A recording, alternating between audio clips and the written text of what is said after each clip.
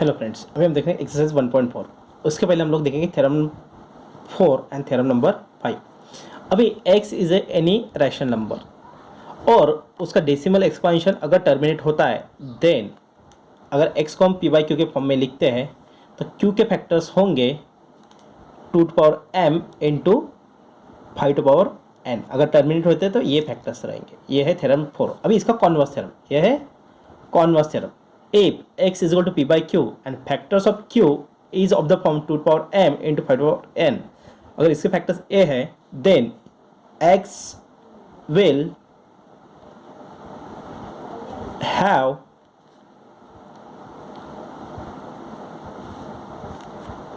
decimal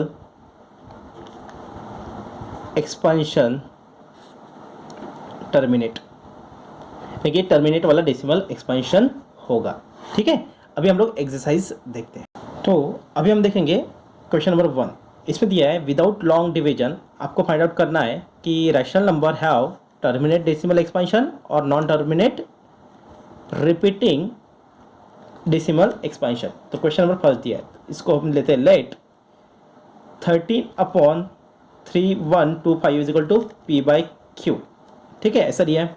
अभी factors of P by Q निकालते हैं। तो फैक्टर्स ऑफ क्यू, तो 3125 के फैक्टर्स क्या होते हैं?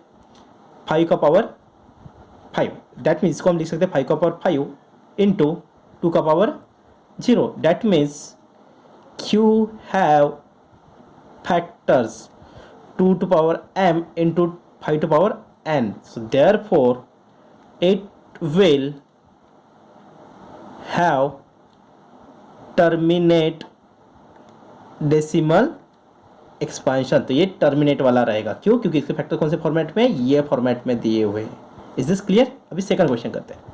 अभी सेकंड क्वेश्चन में आपको क्वेश्चन दिया है ऐसा, तो इसको हम लेते हैं is equal to P by q. अभी क्यू के फैक्टर्स आपको सबको पता क्या होंगे? तो p by q is equal to 17 upon 2 का पावर 3। इसको हम लिख सकते हैं 17 अपॉन 2 का पावर 3 इंटू 5 का पावर 0। डैट मीन्स 17 अपॉन कौन से फॉर्मेट में आ गए इसके factors? 2 to power m into 5 to power n, ये फॉर्मेट में आ गए। So therefore 17/8 it will have terminate decimal expansion.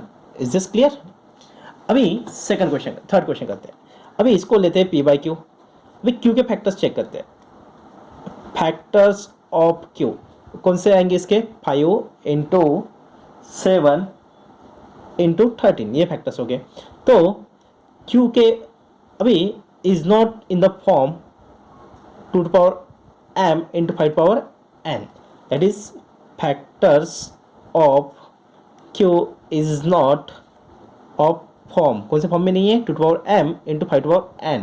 So therefore 64 upon 455 will not have terminate decimal expansion। अगर उसको टर्मिनेट नहीं रहेगा तो कौन सा फॉर्म रहेगा उसको? So it will have non terminating. So therefore 64/455 will have non terminating and repeating decimal expression, repeating decimal expansion। is this clear? चलो बाकी क्वेश्चंस मैं आपको लिख के दे रहा हूँ, आपको सॉल्व करने हैं। तो ये बाकी क्वेश्चंस आप लिखो 4, 5, 6, 7, 8, 9, 10। अभी देखो यहाँ पे अगर हम देखते हैं 16 दिया है, तो आपको पता है कि 16 यानी 2 का पावर 4 होता है, और यहाँ पे 100 दिया है। 100 यानी 2 का पावर 2 इंटू 5 का पावर 2, ये होता है 100। इनडायरेक्टली ये टर्मिनेटिंग रहेगा। कौन सा रहेगा?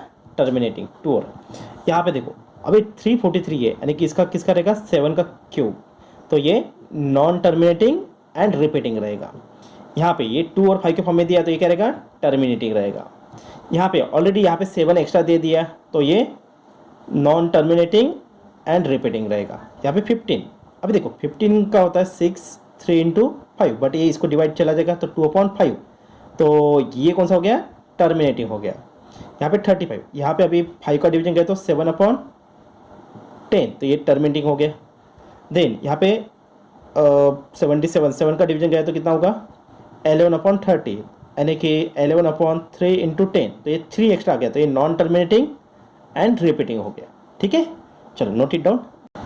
अभी हमको सॉल्व करना है क्वेश्चन नंबर 2। अभी इसमें क्या बोला, right the decimal expansion of those rational number in question number 1। अभी क्वेश्चन नंबर 1 में पहला क्वेश्चन ये दिया था, अभी इसके हमने फैक्टर्स निकाल दिए 13/5 निकाला था। अभी इसको सॉल्व करना है, तो कैसे होगा 13/5 इंटू 2 का पावर क्या होगा 5 इंटू 2 का पावर 5, ऐसा हो गया।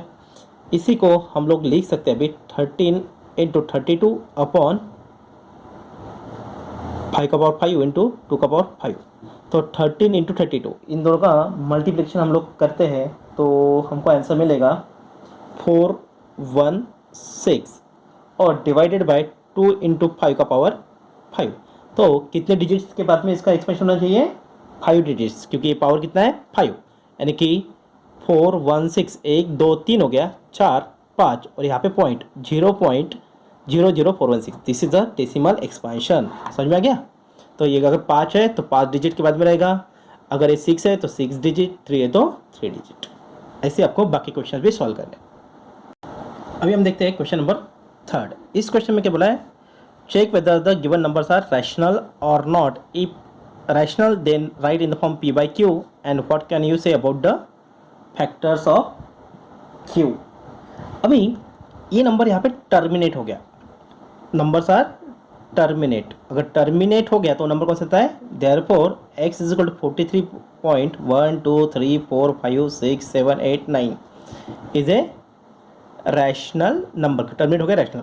अभी इसको पी वाई क्यू के फॉर्म में लिखना है, तो x इज इक्वल टू 43, यहाँ पे कितने 1 2 3 4 5 6 7 8 9, यानी कि 1 2 3 4 5 6 7 8 9 हो गए। तो ये हो गया इसके p बाई क्यू के फॉर्म में लिखना है, ये हो गया आपका p बाई क्यू के फॉर्म। एंड नेक्स्ट पूछा उन्होंने what can you say about the factors of q। तो q के फैक्टर्स क्या होंगे, q की वैल्यू दी आपको 1 2 3 4 5 6 7 8 9, यानी कि 10 टू पावर क्या होता है 9, 10 टू पावर 9 में 2 इंटू 5 का पावर 9, तो इसके फैक्टर्स क्या हो गए 2 का पावर 9 एंड 5 का पावर 9, लिख लो। अभी नेक्स्ट क्वेश्चन दिया आपको 0.120 1200 1200 1200 एंड डैश डैश डैश। अभी x इज इक्वल टू 0.120 1200 1200 1200, तो ये नंबर्स कौन से हैं non terminating, therefore x is non terminating and non repeating number, ये नंबर है x, so therefore x is irrational number. अगर इरेशनल नंबर है तो इसको हम p बाई क्यू के फॉर्म में लिख नहीं सकते। ठीक है, तो नेक्स्ट क्वेश्चन है दिस वन थर्ड। अभी फर्स्ट जैसा ये थर्ड क्वेश्चन है, बट यहाँ पे ये तो let x is equal to 43.123456789। अभी ये नंबर कौन सा है नॉन टर्मिनेटिंग एंड रिपीटिंग है, तो x is non terminating and repeating, so therefore it is rational number. ठीक है, अभी इसके फैक्टर्स के बारे में अगर हम देखें तो इसके फैक्टर्स कौन से फॉर्म में लेंगे, अगर ये नॉन टर्मिनेटिंग है तो therefore factors of q will not be in form 2 to power m into 5 to power n। Is this clear, लिख लो बेटा।